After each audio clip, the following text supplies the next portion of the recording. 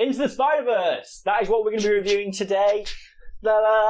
Spider-Man, there's actually something there to focus on. Yeah, Joe's just watched it, and yeah, I've seen it quite a few times now. Into the Spider-Verse follows the story of Miles Morales. Essentially, he goes and he's just going underneath some sewers, doing some tagging. Chilling with his uncle. And he gets bitten by a radioactive spider. His world turns completely upside down when he's forced to sort of like go through all those things that you have to do, those challenges like learning how to swing, all the classic Spider-Man shit, learning how to not climb on walls without knowing it. Yeah, stick when you need to stick and not stick. And basically he finds himself in the middle of a very, very big interdimensional storyline, which with the Kingpin, and he just sees the other Spider-Man die. He basically falls into he accidentally stumbles upon Spider-Man being killed. The Spider-Man of his Spider-Man world. In his dimension. Universe. Dimension, I wanted to watch the Spider-Man theatrical trailer. And the big, was it like a Hydron Collider thing? It's a bit like a Hydron Collider, yeah.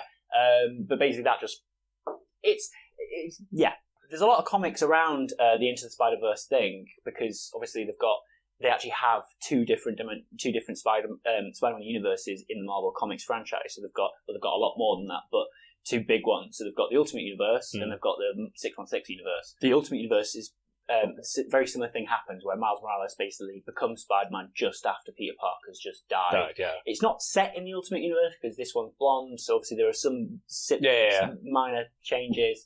But I don't know, it basically just rebranded Spider-Man, and it did it in such a good way that I sort of feel like Marvel could really take note of this. Yeah, they should look at the themes and sort of like, I don't know, with all the recent what they called origin stories that have come out with Marvel, always sort of had the same sort of vibe, but this actually had a really fresh vibe. Well, it was. I think the big difference between this and pretty much every other Marvel and the MCU origin ones. Is this one was you saw the hero existed, it's someone else taking up his mantle, whereas all the other ones don't, not that I can think of. No, that's it, you're right, and I feel like this is something that they could definitely learn with maybe Riri Williams, who is Ironheart. Spoilers. Spoilers for Endgame slightly maybe. But because obviously Bendis, who wrote Miles Morales, also wrote Riri Williams, so I mean they could sort of like. So that's his daughter, just Iron Man's daughter. Iron Man's daughter. No. Riri just some black girl who. But how does she? She just basically. She's just a really, really good engineer, sort of thing. So she just becomes it. So in a similar way to like Miles Morales having no sort of link to Peter Parker, he just becomes Peter Parker. He's got to sort of learn in a similar way. So I feel like there's something there for them to learn. Yeah, no. I really enjoyed it. To me, obviously, I don't know a huge amount about Spider-Man, just from, the movies and then some of the old TV shows. But it was a bit like like a liquidizer, just chucking everything in. Yeah. And then it all mixing up. I think I sort of mentioned this before we started filming, but the visual style is fucking amazing. But I very recently watched Love, Death, Robots, which go and watch this on Netflix, it's amazing.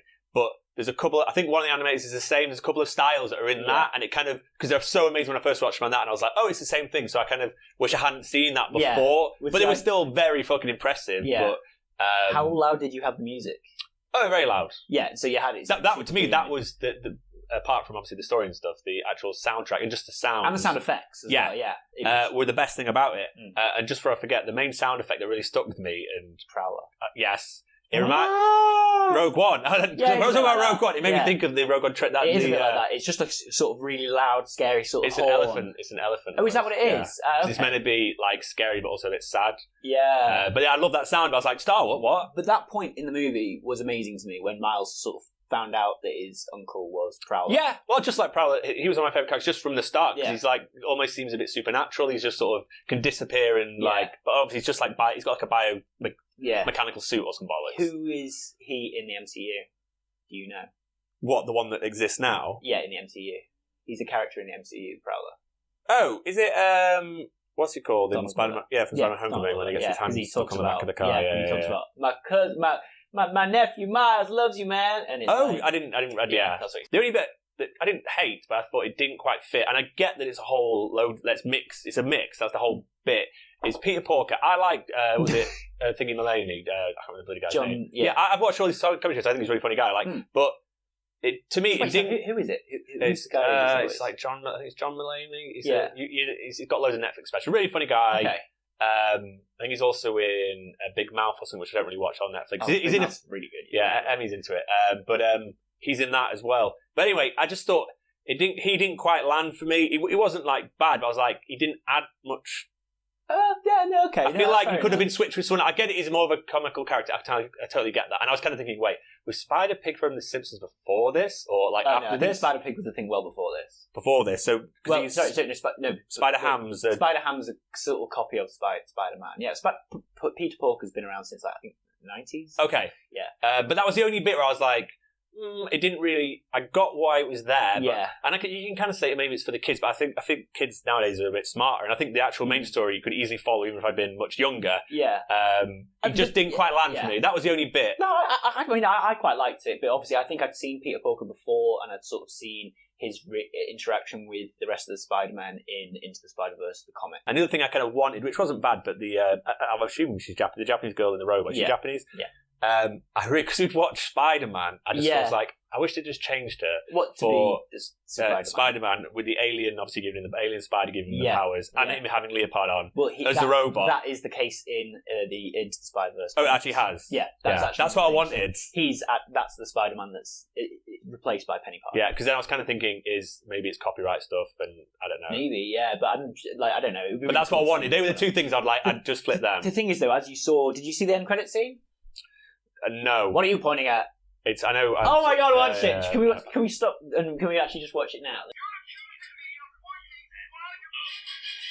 That's very good. That's very good. Yeah. And the Miles Morales character in particular. Okay, so the end credit scene is very good. I didn't notice. I didn't know that was. I had it running, but I must have just missed that. I heard it. I heard something going on when I was brushing my teeth. Yeah. But I didn't see it. That's funny. But it's but basically that opens it up massively. So we could potentially see him just going around and being in Leopardon's world, or being in any of the Spider-Verse. Well, it had Gwen Stacy sort of talking to Miles. Sorry, kind of when he's in bed. So I got that. Obviously, they're gonna because to me the most interesting thing is the whole each person's dimension and traveling round. Yeah, that really interested me.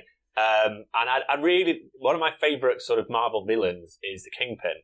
Yeah. I loved Daredevil, the Netflix series. Oh. Not so much for Daredevil, but I really like the Kingpin character. I thought he was really interesting, and I like. Yeah.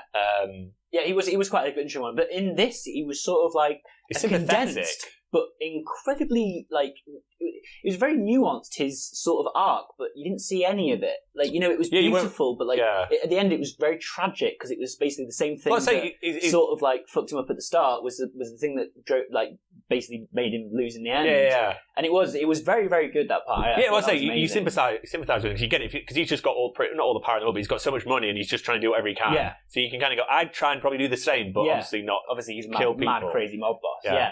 I thought the Kingpin's thing on it was really good. I mean, it is one of my favourite Spider films. It's super perfect as a condensed film. You have to sort of watch all the rest. Yeah. No, I really liked it, and I think it worked. Like the emotional beats work with his dad and his uncle. Yeah. I kind of thought it was silly at the end where he's like, I finally met my roommate. And I kind of thought, he doesn't really know his roommate. And he's like, hi, by the way, I'm Spider-Man, because he's in his suit and he's on the scene. And I was like, wait, get to know the guy. Yeah. He's not really spoke to him. Yeah. I like Gwen Stacy. I like, obviously, half-shaved hair. That's cool. I like the idea of how her hair got that was quite cool. Yeah. I feel like I need to see it again. Yeah, you need and I kind of saw it quite late at night, half of it, and then this morning. Yeah. So I feel like I need to just watch it again. Give it a good rewatch because it is amazing. But the style, the sound, I say to me, the soundtrack was really fucking good. I'm not into hip hop, and I don't know what words to use, but it was so cool. No, it was just cool, and it wasn't too. It wasn't too in your face. This is what. That's what I mean. It wasn't cringe. We're on the street, sort of thing. It just all melded together really nicely. I like Doc Ock, but this is a problem with the character. I always think from every iteration of Doc Ock is, I always just think. Someone would just punch him or her, whoever Doc Ock is, in the animation definitely makes up for it. The human face, the human part, and just knock him out. Yeah, especially in Spider-Man 2, where he's just like this slightly overweight scientist guy being pulled up by these robots. I don't think he does go for his face all the time. But he just seems to not get knocked out. But still, it's one of those things. But I liked it, and I quite liked how the suit was, the arms were almost looked like they were inflated. Plasticky. I quite there was a lot of differences with all the heroes that we've seen. We saw Green Goblin for a minute, and he was massive. Oh yeah, shit. Which is odd. I don't really like the normal being like that. But then there was a couple of other, like, who else was the other? Who were the other? It was like villains that Scorpion was cool. Scorpion was there. He was like some weird Russian dude. Yeah. And then was he Russian? I thought he was Mexican or something. Yeah, sorry, Mexican, yeah. And then who was the other one? There was someone else. There was like he's like very white, very very white guy. Like looks almost like Frankenstein. Oh yeah, yeah. I want to say like Tombstone. But no, yeah. I don't think it's not Tombstone, but it's. But I mean, Prowler was obviously the main bad villain. Yeah, he was really cool. He was one that's only been put in since into the Ultimate. I could have done with a bit of background of why he was working with Kingpin, just something because I know it's meant to be the shock of like, killer. Yeah, but just contract. That was the bit where I was like, but you never know as Miles that he was that bad, and then you realise, and it's like, oh shit. Yeah. Did you know that he was going to be? The second he went back to his uncle's house, I knew because his uncle wasn't there. I was like, he's the Prowler. Oh, really? Else, I was like, but then when that moment happens and you sort of and he takes off his mask. Yeah. No, I'd sort of.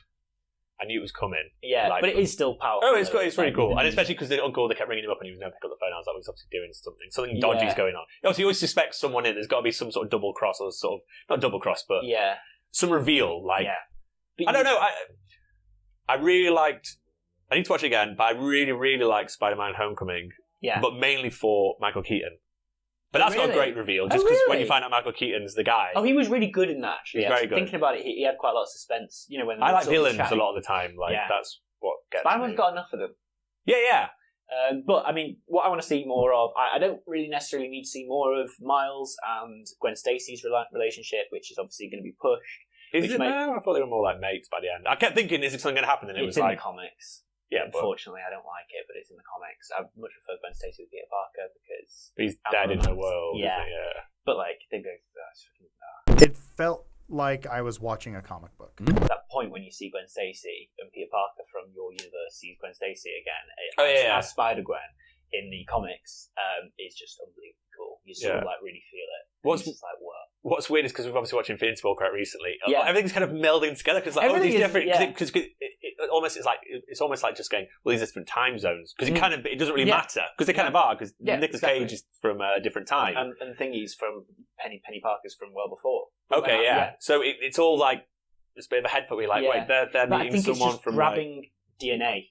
Yeah, well, it's the best way of doing it. It's because people can quite easily understand time and dimensions. Because everyone knows, it's just alternate dimension. So you can do what you like. It gives you free reign just to do whatever you like. I thought that last battle scene was really good.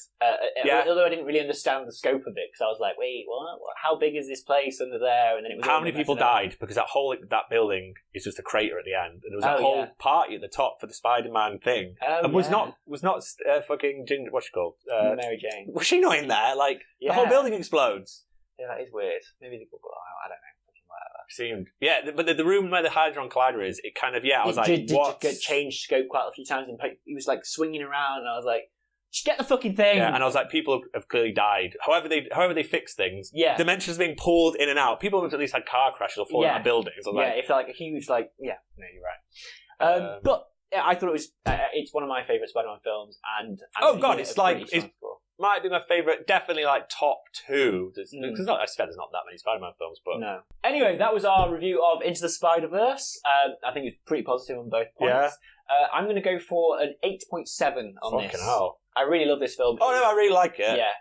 I'm a bit more of a Marvel fan than you. I'm gonna say like a 7.5 at the moment. Yeah. Which is pretty fair. It's high end, but I definitely need to see it again. Yeah. Let's do some mathematician. Why is it doing this, Joe? Why is it telling me the wrong thing? No, you're doing it wrong. No, look. 8.7. 8.1 So that's a pretty strong one. I'm happy about that. Anyway, Spider-Verse. Thanks for watching. Go watch it if you've not seen it already. Bye-bye. Bye.